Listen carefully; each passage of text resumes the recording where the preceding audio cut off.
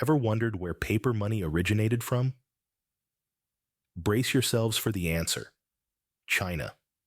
This is a tale that takes us back 14 centuries to an era of flourishing trade routes and bustling marketplaces. Imagine a world without paper money. Sounds inconvenient, right? In those days, heavy copper coins were the norm. But the Chinese, ever the innovators, had a better idea. Enter the birth of paper money, a concept so revolutionary it transformed the face of trade, not just in China, but across the globe. This wasn't just a matter of convenience. It was an economic game changer. It facilitated the exchange of goods, services, and ideas, driving economic growth at an unprecedented pace. But this wasn't an overnight change. The transition from coins to paper was gradual, over several centuries, with the first recorded use of paper money in China during the Tang Dynasty. Paper money started as exchange certificates issued by private individuals, and eventually, the government took over the production and regulation of paper currency. This Chinese innovation, born out of necessity and ingenuity, has stood the test of time. Today, even with the rise of digital currencies, paper money still plays a crucial role in our daily transactions. So next time you hold a paper bill, remember, it's a 1,400-year-old Chinese innovation. Did you know? Every single giant panda in the world is owned by China. You heard it right, folks. The adorable, bamboo-munching, black and white furballs are all owned by one nation. This might seem odd at first, but it's part of a unique policy known as Panda diplomacy. Let's dive a bit deeper. Panda diplomacy is a practice that originated in the Tang Dynasty over 1,000 years ago. China began gifting these rare and treasured animals to other nations as a sign of goodwill and friendship. In modern times, this tradition has evolved into a loan system. Today, China doesn't simply give pandas away. Instead, it lends them to zoos around the world for a fee, and any panda cub born abroad is returned to China before it turns 2. But why pandas, you might ask? Well, pandas are native to China and are seen as a national treasure. They're also endangered, making them a symbol of conservation efforts worldwide. By sharing pandas with other countries, China not only fosters diplomatic relationships, but also raises awareness about wildlife conservation. So, the next time you're awestruck by the charm of a panda lazily munching on bamboo at your local zoo, remember that it's not just an animal exhibit. It's a diplomatic envoy, a symbol of international friendship, and a gentle reminder of our responsibility towards wildlife conservation. So, every time you see a panda in a zoo, remember, it's just a diplomatic guest from China. Ever wondered what holds the mighty Great Wall of China together? The answer is rice flour. Yes, you heard that right. This staple food item found in kitchens across the globe played a pivotal role in the construction of one of the world's most iconic landmarks. Now, let's step back in time. The Great Wall, a monumental feat of ancient engineering, stretches over 13,000 miles. Construction began as early as the 7th century BC, with the most well-known sections built by the Ming Dynasty between 1368 and 1644. The materials used varied depending on the location and resources available, from tamped earth to wood, and of course, bricks. But when it came to binding these bricks, the Chinese builders turned to an unlikely ingredient: rice flour. The rice was ground into a fine powder and mixed with slaked lime to create a form of mortar. This mortar was used as an adhesive to hold the bricks together, forming the walls, towers, and steps of the Great Wall. This rice lime mortar proved to be incredibly durable and elastic, resisting earthquakes and harsh weather conditions.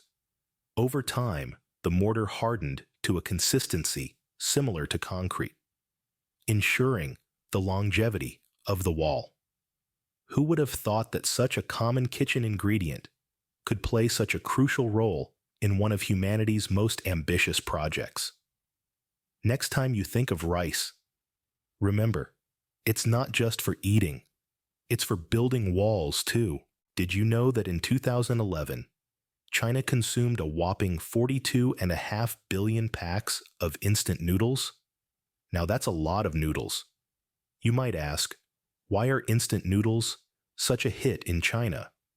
Well, the answer lies in their convenience, versatility, and cost-effectiveness. In the fast-paced life of modern China, time is of the essence. Instant noodles offer a quick and easy solution for a meal on the go. Just add hot water, wait a few minutes, and voila! You have a steaming bowl of noodles ready to eat. No need for elaborate cooking or extensive cleanup. But it's not just about convenience. Instant noodles are versatile. They can be dressed up or down, depending on one's preference. Add some vegetables, meat, or even a boiled egg, and you've got yourself a hearty meal. And for those who prefer it plain, well, it's just as delicious. And let's not forget about cost-effectiveness. In a country with a population as vast as China, affordability is key. Instant noodles are wallet-friendly, making them an accessible food choice for millions. But the love for instant noodles goes beyond practical reasons. They are a part of China's food culture, with different regions having their unique flavors and styles. So, if you thought you were the biggest fan of instant noodles, think again. Next time you're slurping down your favorite instant noodle pack, remember, you're partaking in a culinary tradition loved by billions. Think ketchup is as American as apple pie? Think again. It actually originated in China. Let's take a saucy journey back in time to the origin of our beloved tomato ketchup.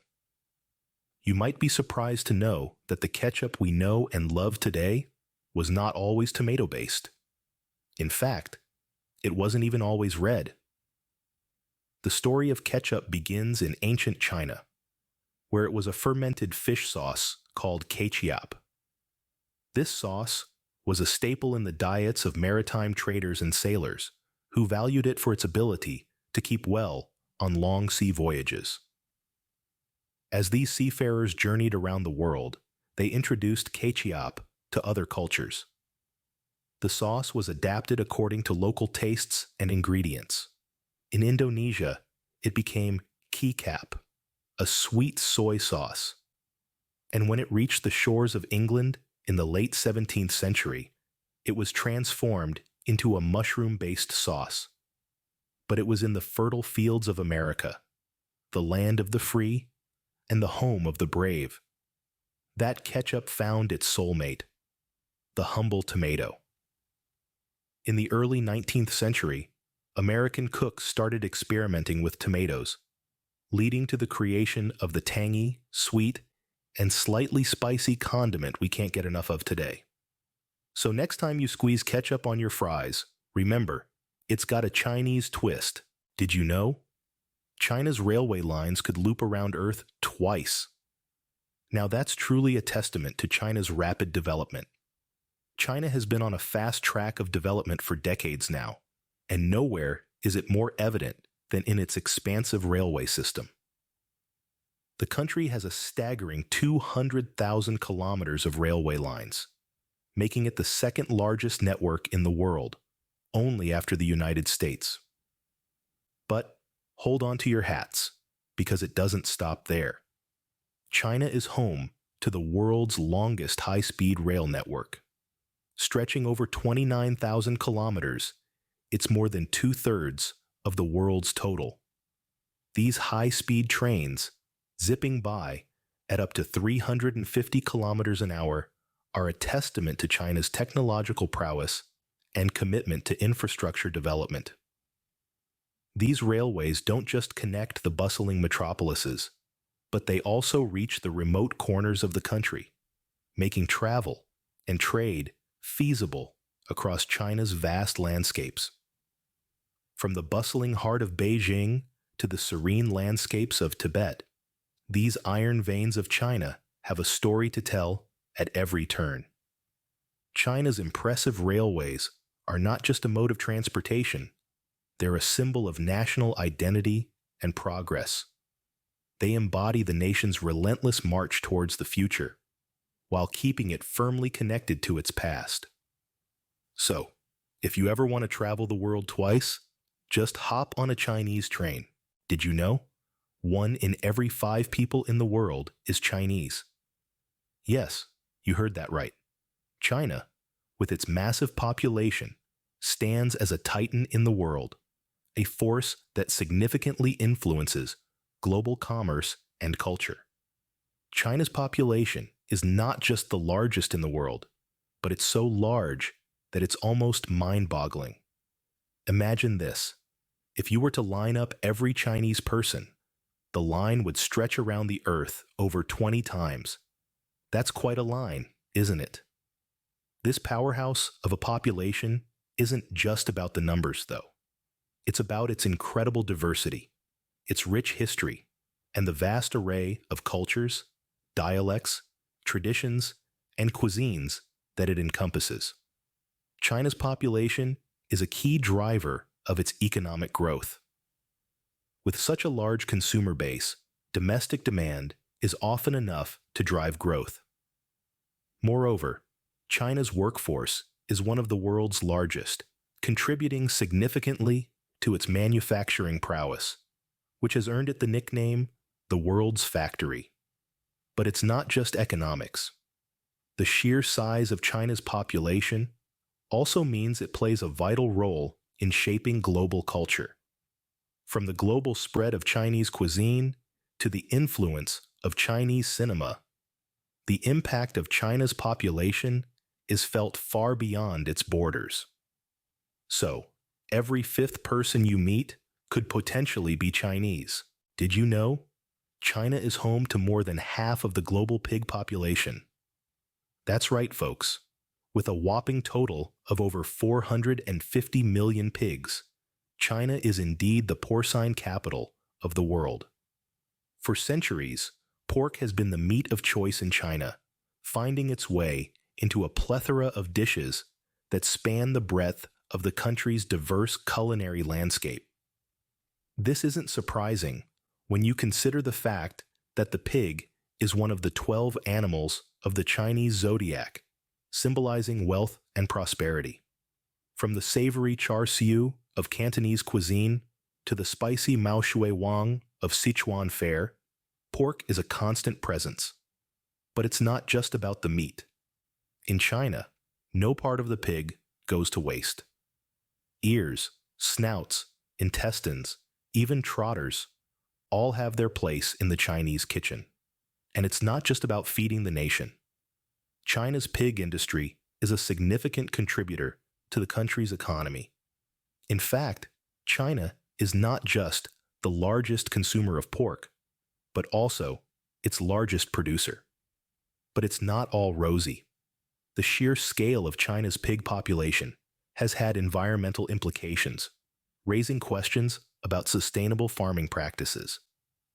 Yet, the country continues to innovate, finding ways to balance its love for pork with the need for sustainability. So, if you love your bacon, thank China. Ever wondered where toilet paper came from? You guessed it, China. Now let's roll back in time to the 6th century during the Sui dynasty. This was a time when the Chinese were making advancements in numerous fields, and hygiene was not an exception. The concept of toilet paper, as we know it today, was a novel idea at that time. Until then, people across the globe used a variety of materials, from leaves to rags, and even hands in some cultures. But the Chinese, with their penchant for innovation, introduced paper to the process. This was a game changer, folks. The earliest recorded use of toilet paper was made by the Chinese court eunuchs. Imagine the relief they must have felt, swapping leaves and rags for something much softer and more sanitary. Over time, this invention spread across the country. By the late Tang Dynasty, around the 8th century, it was in mass production. The court had a yearly supply of 720,000 sheets of toilet paper, each measuring 2 feet by 3 feet. Talk about a royal flush. This brilliant invention from China, like many of its other innovations, traveled through the Silk Road, eventually reaching the Western world. It took a while for the idea to catch on, but when it did, it changed the way we think about personal hygiene forever. So, next time you reach for toilet paper, remember, it's a Chinese necessity. Did you know? China is the 3rd largest country in the world. It's a staggering fact that helps underscore the sheer size and diversity of this East Asian powerhouse. Covering approximately 9.5 million square kilometers, China is only slightly smaller than the whole continent of Europe. China's vast territory encompasses a rich tapestry of landscapes. To the west, you'll find the towering peaks of the Himalayas, home to Mount Everest, the world's highest mountain. These icy heights slowly descend into the Tibetan Plateau, often referred to as the roof of the world, a high-altitude expanse of stark, breathtaking beauty. As we move east, the landscape morphs into fertile plains and river valleys, the cradle of Chinese civilization. This is where you'll find bustling cities like Beijing and Shanghai, standing as modern testament to China's rapid economic development. Further south, the terrain is dominated by lush, subtropical forests and the iconic karst mountains of Guilin, a sight straight out of a traditional Chinese painting. And let's not forget the vast expanses of scorching desert in the north, including the Gobi, the 5th largest desert in the world. From the tropical rainforests of Yunnan to the frozen tundra of Heilongjiang, China's climate is as varied as its landscapes, ranging from tropical in the south to subarctic in the north. So, from high mountains to hot deserts, China truly has it all.